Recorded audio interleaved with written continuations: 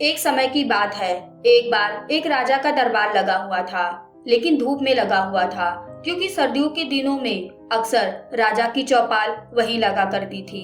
राजा लोगों की अपील सुन रहा था और सब कुछ ठीक ठाक चल रहा था। तभी भीड़ में से एक आदमी खड़ा होता है और वो बोलता है कि उसको राजा से मिलना है। उसके पास दो हीरे हैं, जिनमें से एक असली है और दूसरा नकली।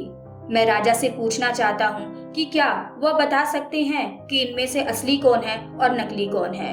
अब उसकी इस बात को राजा के पास पहुंचाया गया और राजा ने उसको चौपाल में आने की आज्ञा दे दी। राजा ने उसको अनुमति दी कि बताओ तुम क्या पूछना चाहते हो। उस आदमी ने कहा, मेरे पास दो हीरे हैं, एक असली और एक नकली, लेकिन आज तक कोई इन्हें परख नहीं पाया कि इनमें से असली कौन है और नकली कौन है। लेकिन क्या आप इसे पहचान सकते हैं कि इनमें से असली कौन है और नकली हीरा कौन सा है? अगर आप मुझे बता देंगे कि कौन सा हीरा असली है और कौन सा नकली, तो इस हीरे को मैं आपके खजाने में दान कर दूंगा। लेकिन अगर आप नहीं बता पाए तो आपको इस हीरे की कीमत मुझे चुकानी पड़ेगी। राजा ने यह स्वीकार कर लिया और ये प्रक्रिया शुरू हो गई। सब अपना अपना दिमाग लगा रहे थे, लेकिन बताने की हिम्मत कोई नहीं कर रहा था, क्योंकि सबको ये डर था कि कहीं वो गलत हुए तो हार की जिम्मेदारी उनके सर मांड दिया जाएगा। इसीलिए कोई भी आगे नहीं आ रहा था।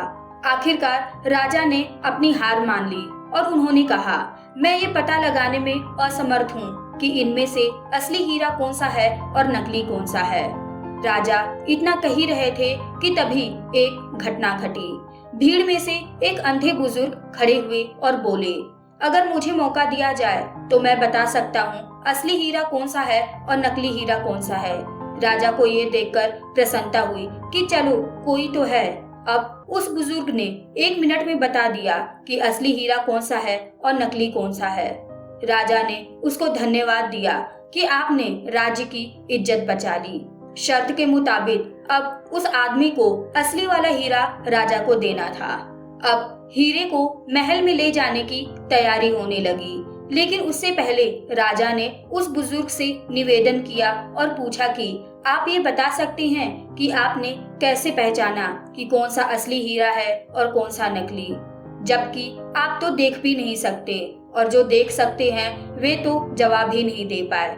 दोस्तों, अब बुजुर्ग की बात ध्यान से सुनना। बुजुर्ग आदमी ने कहा, ये पता लगाना बहुत ही आसान था, क्योंकि जो असली हीरा था वह ठंडा था और नकली हीरा गर्म था। धूप की वजह से जो हीरा गर्म हो गया, मतलब वह कांच का बना हुआ था, और जो असली हीरा था वह धूप में भी शांत रहा, यानी ठंडा रहा। यही तो खासियत है हीरे की। दोस्तों, हम भी तो कभी कभी इतने गर्म हो जाते हैं कि हमारे रिश्ते खराब हो जाते हैं, लेकिन हमें हीरे जैसा स्वभाव रखना चाहिए। परिस्थितियां चाहे कैसी भी हो, अगर हम ठंडे रहेंगे तो इससे हमारा ही फायदा है। कुल मिला के बात यही है कि हीरा बनिए, कांच नहीं।